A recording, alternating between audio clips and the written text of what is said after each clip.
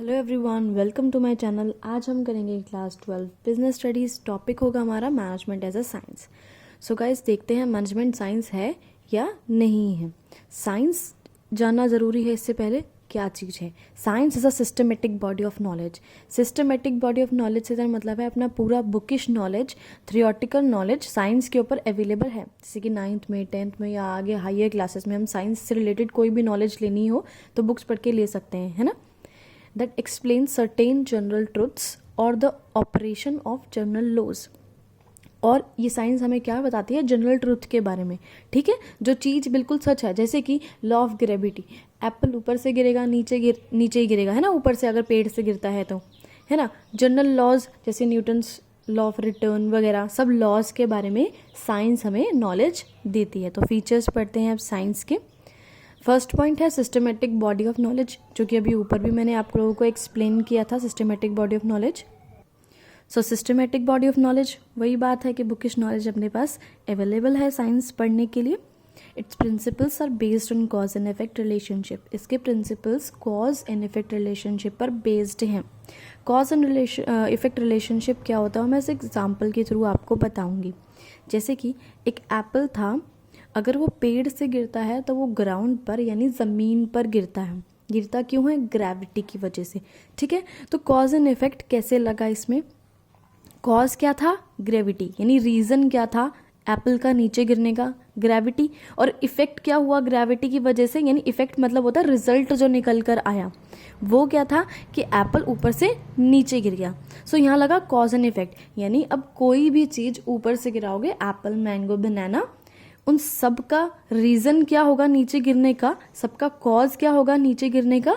Gravity होगी। तो ये जो रिलेशनशिप है वो हर जगह अप्लाई होता है। नेक्स्ट पॉइंट करते हैं प्रिंसिपल्स बेस्ड ऑन एक्सपेरिमेंटेशन। सबको पता है साइंस के जो प्रिंसिपल्स बनते हैं वो बहुत सारे उन पे एक्सपेरिमेंट्स किए जाते हैं, तब जाके कोई जो है अपना लॉ बनता है। Scientific principles are first developed through observations. पहले बहुत सारी ऑब्जर्वेशंस की जाती हैं, जैसे कि 9th और 10th में आप लोगों ने पढ़ी होगी। And then tested through repeated experiments. And then repeated यानी बार बार उन पे एक्सपेरिमेंट्स किया जाता है, तब जाके कोई हमारा लॉ बनता है। नेक्स्ट पॉइंट पढ़ते हैं यूनिवर्सल वैलिडिटी। यूनिवर्सल मतलब यूनिवर्स में हर जगह ये प्रिंसिपल्स वैलिड होते हैं और अप्लाई होते हैं।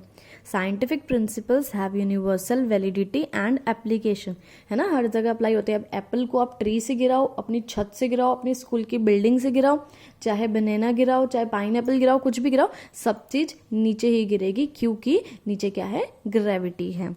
आगे बढ़ते हैं। Based on the above features we can say that management has some features of science. ठीक है, इनमें से कुछ फीचर्स जो हैं साइंस के वो मैनेजमेंट में अवेलेबल हैं, वो हम अब पढ़ने वाले हैं मैनेजमेंट के feature. Management has a systematic body of knowledge, यानी मैनेजमेंट को भी पढ़ने के लिए आपके पास बुकिश नॉलेज अवेलेबल है, आप मैनेजमेंट पढ़ सकते हो। It has its own theory and principles. उसके अपने मैनेजमेंट के खुद के थियोरीज और खुद के प्रिंसिपल्स होते हैं। That have developed over a period of time. उनको भी डेवलप किया जाता है कुछ टाइम में। But it also draws on other discipline such as. लेकिन उसमें क्या होता है, इनको बनाने से पहले में बहुत सारी चीज़ें और भी कंसीडर करनी पड़ती है, जैसे इकोनॉमिक्स, सोशोलॉजी, साइकोलॉजी, मैथमेटिक्स। ऐसा क्यों? क्योंकि ये ह्यूमन बिहेवियर के ऊपर बेस्ड होते हैं, तो साइकोलॉजी, सोशोलॉजी, इन सब चीज़ों को तो ध्यान देना ही पड़ेगा, है ना। Like all other organised activity, management has its own vocabulary of terms and concepts. जैसे कि आपके साइंस में अपनी अलग से वोकैबुलरी होती है, ऐसे ही मैनेजमेंट में अपनी अलग से वोकैबुलरी यानी वर्ड्स होते हैं, जैसे टेक्निकल वर्ड्स होते हैं।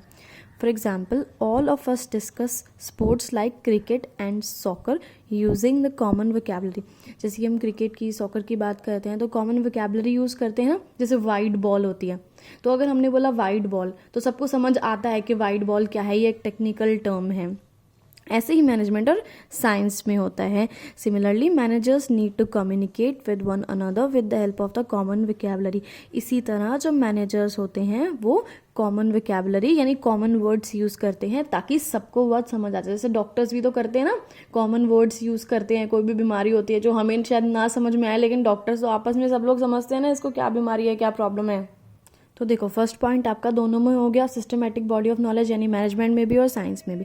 सेकंड पॉइंट करते हैं, the principles of management have evolved over a period of time based on repeated experimentations and observations in different type of organisation. यानी जैसे कि साइंस के प्रिंसिपल्स थे, हमने बहुत सारे एक्सपेरिमेंट्स किए थे तब जाके बने थे, ऐसे ही मैनेजमेंट के प्रिंसिपल्स भी बहुत सारे एक्सपेरिमेंट्स करने के बाद में बनते हैं।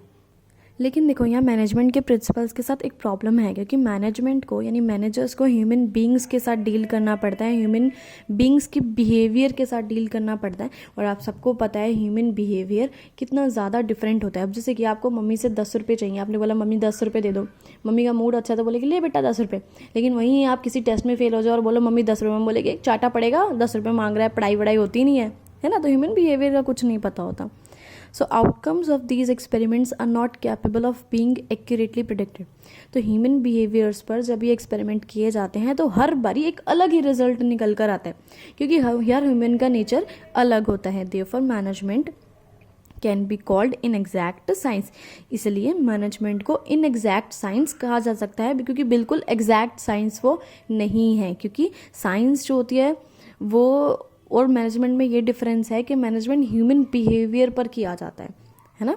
Despite these limitations management scholars have been able to identify general principles for management.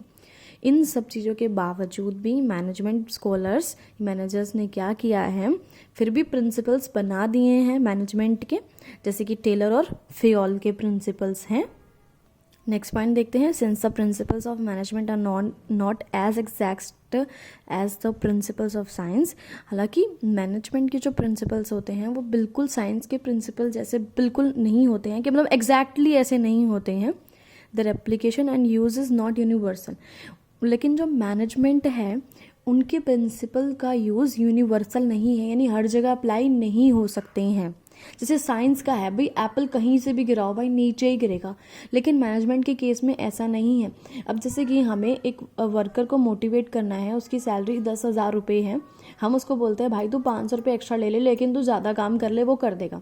लेकिन वहीं एक ऐसे मैनेजर को मोटिवेट करना है जिसकी सैलरी ऑलरेडी 1 लाख है, उसको बोले ले भाई 500 रुपये ले ले तू एक्स्ट्रा अपनी तनख्वाह से और तू ज़्यादा काम कर ले, वो नहीं करेगा, है ना। तो हर जगह अप्लाई होना होता है, क्योंकि ह्यूमन बिहेवियर तो अलग है। मैनेजर तो ये सोचेगा 500 रुपये के पीछे मैं तुम्हारी कंपनी में इतना काम करूंगा क्या। चलो आगे बढ़ते हैं। They have to be modified according to a given situation.